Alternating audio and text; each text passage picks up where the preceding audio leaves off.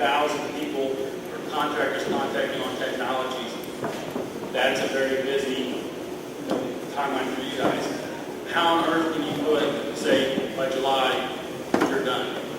You know, by July, you fill out your free to. I don't think Mr. Nixon or Costner have a realistic timeline to deal with either. I think the whole thing's like finding the Easter Bunny or Santa Claus, to be honest with you.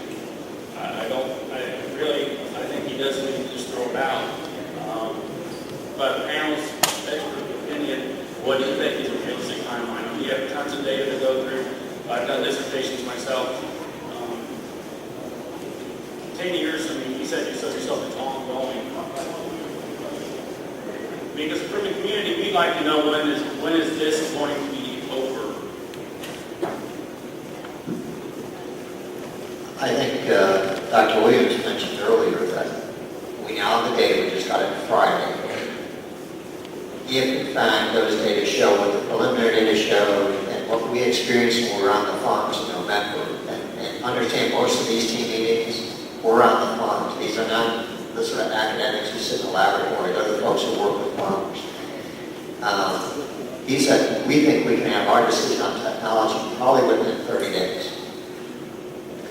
If in fact that technology proves out, then it's largely going to be a question of scheduling. What is a reasonable schedule for doing that? And I think that's something that we're probably going to have to be working out. But I think we all know we want to have that set so that whatever we say and agree to gets memorialized before July 31, so that there is, by then, a very clear schedule and a very clear set of expectations. So basically, by then, it's going to be up to if they get done by July 31st, it's going to be up to Attorney General Prosper. If there is an approved next generation technology that addresses all the outstanding concerns, then what will happen is that we will have to, because I'm just trying to think, hopefully, we want this to be done. They want it to be done. I don't want to worry about budget cuts. No, I mean, I don't think they're going to close the plant, but I mean, these 4 reforms need to be fixed. We can go on for 5 years with these meetings like this. and I don't think that's the goal for anybody. Right, that's what I'm saying. As you said, they've got thousands of papers of data. When do you stop? I mean, some point you're going to have a stopping point. Okay. That's just my comment. I mean, you're going to have to find a stopping point. Put the whole agenda over, we'll have a stopping point.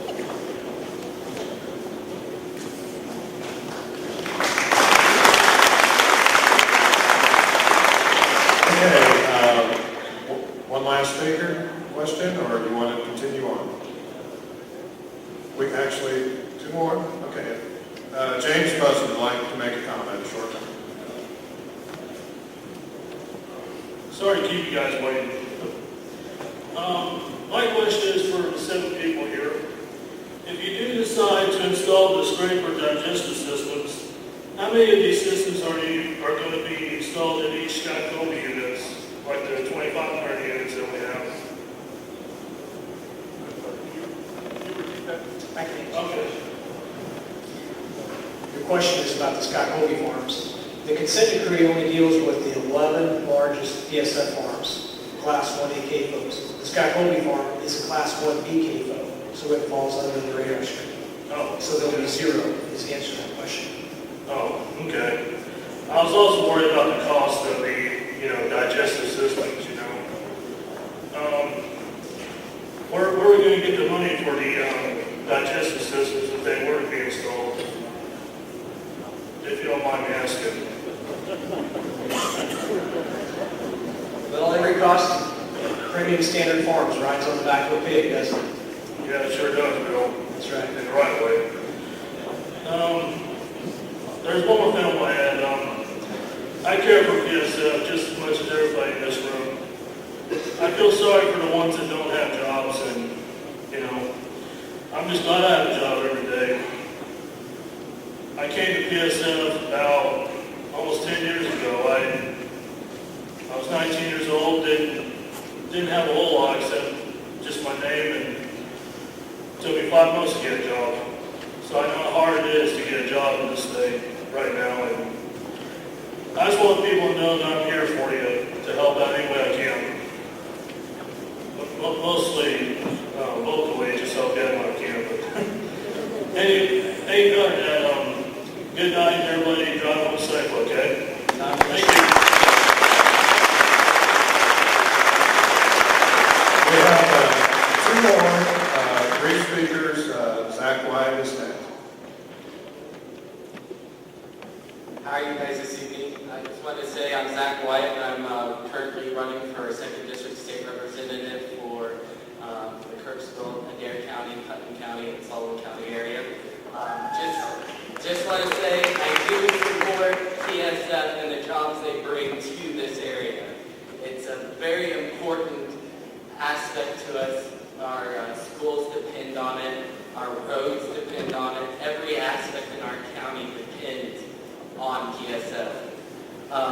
One of my first questions I want to ask, Mr. McManus, it really makes me upset when after the Princeton meeting, the Attorney General went on our local TV station, KTVO, and he said PSF was not doing enough. We saw what PSF was doing. They're doing enough. So, in my eyes, the Attorney General is lying to the public.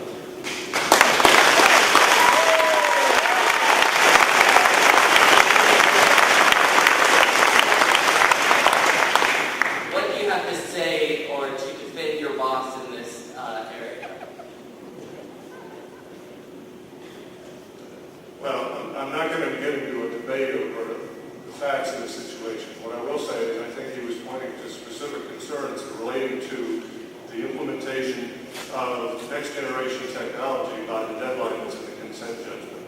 And there was an agreement that was entered by PSF. They, as you heard from everybody up here, they were a participant in the process throughout. And at this point, the next generation technology is not at all the farms as